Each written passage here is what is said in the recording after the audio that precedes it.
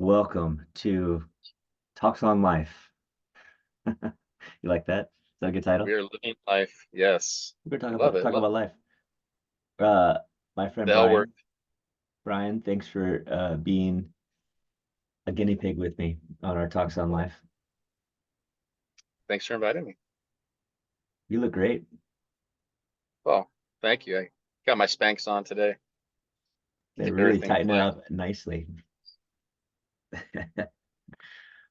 Well, my intention for meeting with you and recording this blessed union is to see what comes out. It's always interesting. And occasionally I listen to people, like I'll listen to Rupert Spira or shoot over the years. I've just listened to some wonderful conversations. It's always been so encouraging. And I thought, why don't we record some of these and maybe we can be an encouragement to somebody else? And you said I'd yes. love to be. I'd love to do that for sure. Yeah. I've always been inspired by your talks and by your programming. So I'd love to be a part of that. Yeah, well, good. So together we will create some sort of blessed union and we'll have encouragement babies that other people can take into their families. That might be a little bit weird, but you know what I mean. The twins runs in my family. So Two encouragement babies. All right, so tell me what you were just telling me earlier, because those are some good that was a good conversation to have. just stuff that's happened the past week. Doing some deals and stuff, and kind of I usually stress out about stuff. Trying to work things through. I'm like, I always got to put myself through the ringer to make myself feel like I deserve what I'm Mm, getting. And I'm like, this time I didn't do that. I was like, it's happening. It's already a done deal. It's gonna happen. And I just didn't allow myself to, think all that stuff and torture myself like I usually do. hmm. This is gonna go wrong. That's gonna go. Oh my God, it's never gonna go through because this happened. You're good to And it's yourself. kind of said, yeah, I just said, hey, this is gonna work, and I'm gonna be able to do everything I need to do. And gosh darn it, it all happened all in the right time, on the right day, the right hour, and just everything worked out perfect. And Wow.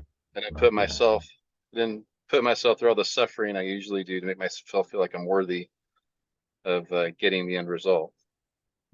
And It's interesting how that is. It tends to be we tend to isolate these different categories of uh happiness and peace and a different bracket will say, well, this is my accomplishments in life, and then this other bracket or vertical, right? These verticals that don't touch each other, and another one can be I who I am as a person, my my maybe and then maybe some other ones, maybe even my emotional stability or my emotional maturity and my spiritual my spiritual levels or my spiritual maturity or what I know and all these different things that we think are all separate.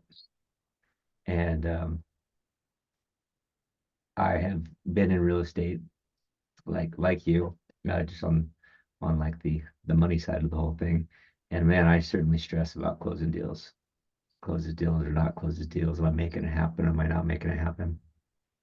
So you're saying that your you're saying that your the process was better because you weren't stressed about it closing or not, or what were you saying that you think it did close and worked out well because you thought it was going to work out well? yeah, I think that was the part of it. I was just conscious of not letting myself go through that suffering like I usually do, and saying it's everything's going to be fine, and more or less just starting to reprogram my mind, for that period of time.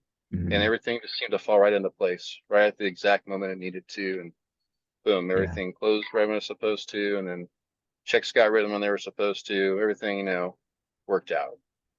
And normally I would just, be kind of like, oh, biting my fingernails till the last minute till this Hmm. inspection got done or that Yeah, happened or yeah. and I feel like it just flowed a lot more easily and it just kind of just the stress wasn't there that normally I'd let exist.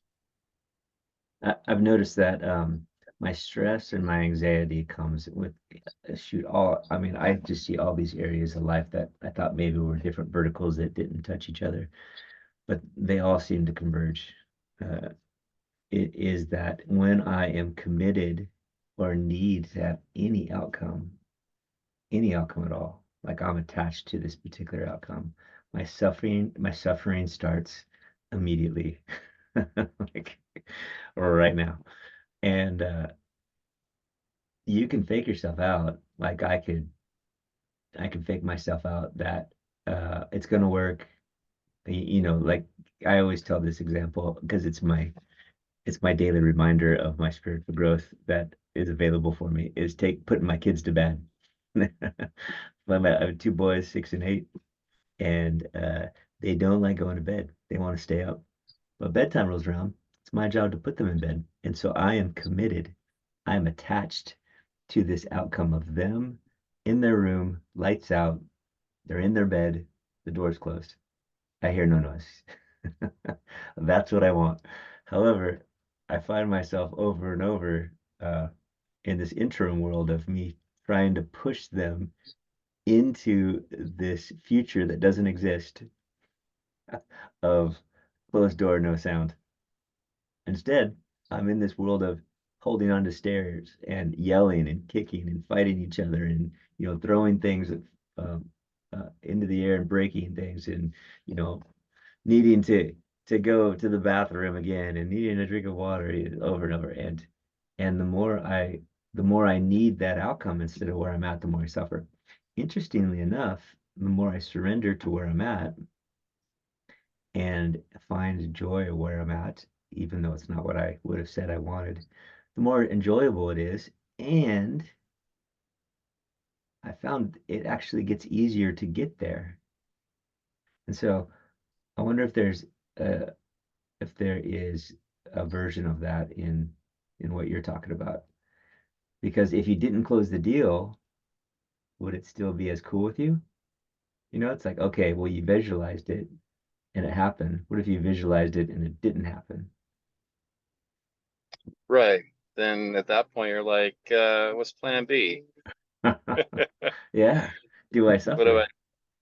what do I do now? Yeah. And it's kind of like, yeah, if that were to happen, then I'd have to work something else out. Yeah. Um, you have to go to the next stage with whatever happens with that deal. But I think, like you're talking about the kids and stuff like that, like all the variables and stuff you have to get them to bed and get them to be quiet and all that stuff. It's just like so many things can go wrong with that. So you gotta like kind of Well, allow for what's certain wrong things then? to happen. The only thing that can be wrong about any of it is that it doesn't fit into my agenda. And if I have an agenda, that means I'm not present. I'm trying to get to this future that doesn't ever exist because every time it gets there, it's always just right now. Like, oh, finally the future has happened. Well, no, it's right now.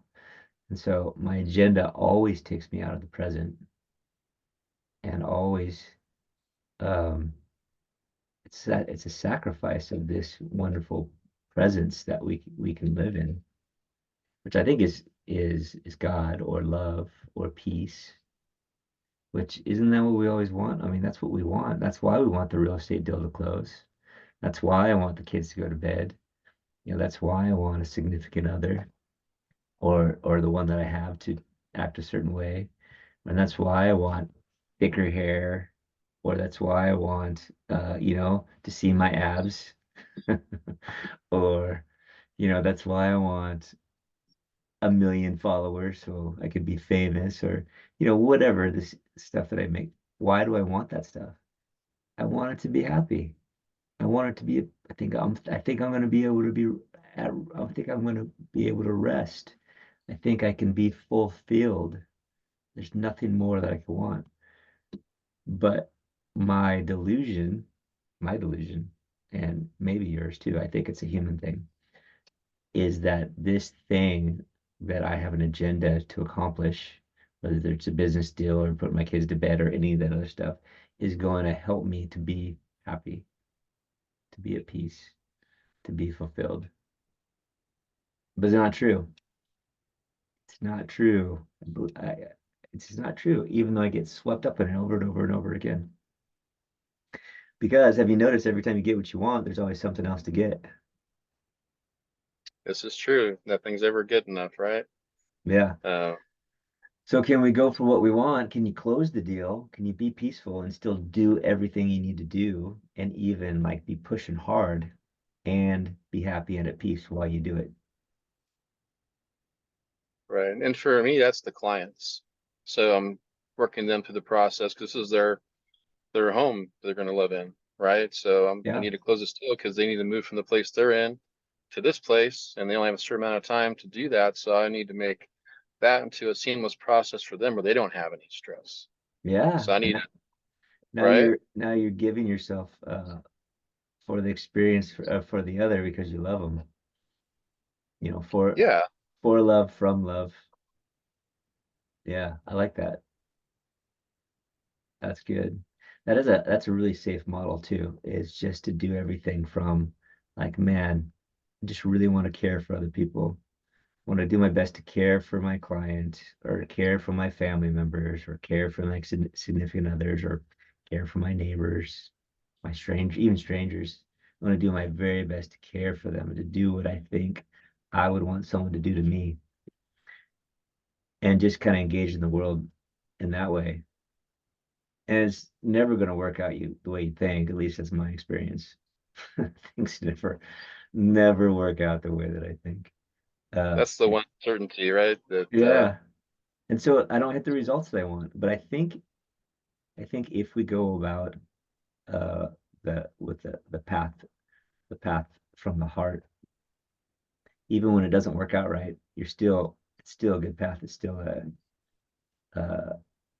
we're still learning, we're still growing, and you can't mess it up too bad, right?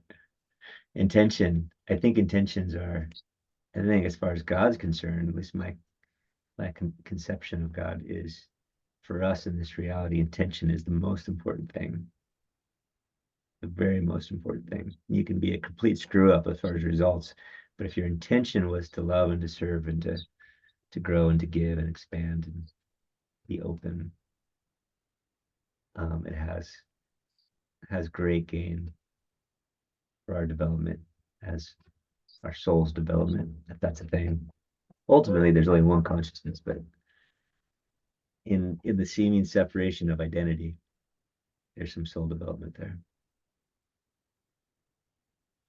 yeah, I mean, Mm, we're trying to help people, and luckily in my profession, that comes with the territory because the people that I work with are usually good friends of mine or people that are friends of mine, and we get to build that relationship. And there's a loving relationship there by the time, we're getting ready to finish these transactions, and these are lifelong relationships that I'm yeah, building and people that I'll, continue to see, throughout the years. And like I consider that an addition to my family, and yeah, people that I care about, and I care about their well-being. And and I know that they know I do, because when I sit down with them and I'm completely transparent with them about what's going on, and here's what could happen or couldn't happen. And I just want them to know up front, what's happening. It's not to stress them out, but just to keep them aware of what's happening. And I want to be the person that takes on the brunt of the stress behind the scenes. And for that to be a service to them and something they value, and they know that I'm working hard for them, it makes me feel good about that. I think that taking on the stress for others is always a good indicator of your own development as well, and something that I like to watch as life unfolds in front of me, as the show kind of unfolds, is that when I take something as stress or when I take something as suffering, the only thing that could actually stress me or make me suffer is the mind, the way that I'm defining what it is. Because there is stress for the body. There's like physical pain and physical stress, But physical pain and physical stress is actually a lot of the time it's a very positive thing. You know, we go to the gym and stress ourselves because we want to be healthy and fit, and it works. And if you have no stress, you die. You know, like an arm in a sling will totally atrophy if you just let it sit there without the stress of moving and straining. And a tree, actually, with no stress at all, loses its stability and it'll fall over with with the slightest of breezes or even like a big animal. It's like it's totally fall over. And so all these stresses, the physical stresses in life, uh, strengthen us, but also the psychological stresses, right? A caring person like you who considers other people, you can see somebody else suffering, you know, like your client freaking out they're not going to get the house, and you could take that on. And so that would be more like a psychological stress. And and you could it could be you could take it to the gym just like a physical stress. And and for me, what I do when it's a psychological stress is um, I'll kind of just talk myself through it and be like, you know, whatever I promised a client, let's say like you, that you're gonna do the best you can. In the end, I can't promise any outcome, you know, because we're not in control of other parties. We're only control what we can, but you can promise to do your best. You can promise to you know, educate along the way. You can promise to be fair in like how much you're charging. You can promise to follow up, you know, and do like all the normal business stuff.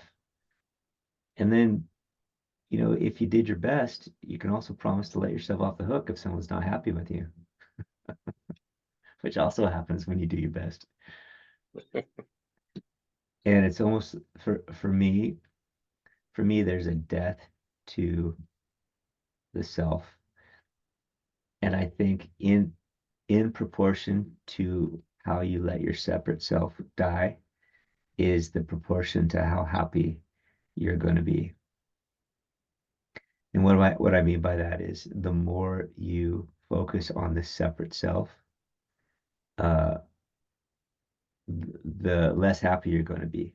Like, is the more I try to get what Jevon needs, and I want to take as much as I can from others, because Jevon is obviously separate. There's only one Jevon, and only one Jevon pair of this one. And for me to get what I want, I got to take the finite resources out there. You know, I got to close a deal, and if I get it, someone else doesn't get the deal. And I want to buy that house. If I get that house, no one else gets that other house. And it's like the world of form. It's finite, it's scarce, it's a zero sum game, meaning if I get it, you lose it. Like that kind of game. And that's the game of the separate character, separation character, the personality. But there's also a part of me that is not isolated in form, or at least in a personality. And it's not a zero sum game. And that's the part that the only part actually that could ever be happy. The personality can never be happy because it has to stay separate. Separate self is inherently suffering because that is suffering, is being separate. It's always trying to stay separate. But the uh the self that is connected to everything, there's nothing to try to take because it already has everything.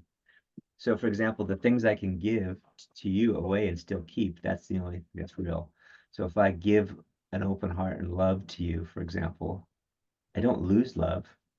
I gain it. It's a big open heart. I'm very kind to people. I give when I can. Someone's all on the side of the road and I stop and say, "Hey, need some help?" You know, it's just like they might say, "No, no, no, go ahead." But it's like you feel it, like you gave them a gift and I still have it. And in fact, it increases in measure the more I give those kind of things. But that's the thing that we think we want to get when we try to win the zero sum game of I want to get the money, I want to get the deal, I want to get the house, I want to get the girl or the guy. I want to get, you know, I want to get that finite object and I think I'm going to be happy or peaceful. But it actually makes us gets us further away. So, how do we play the abundant game and get what we really want, which is peace and happiness, while in the world of seemingly the zero sum game? You know, your list a house for sale. There's only one realtor probably going to get that listing agent side commission.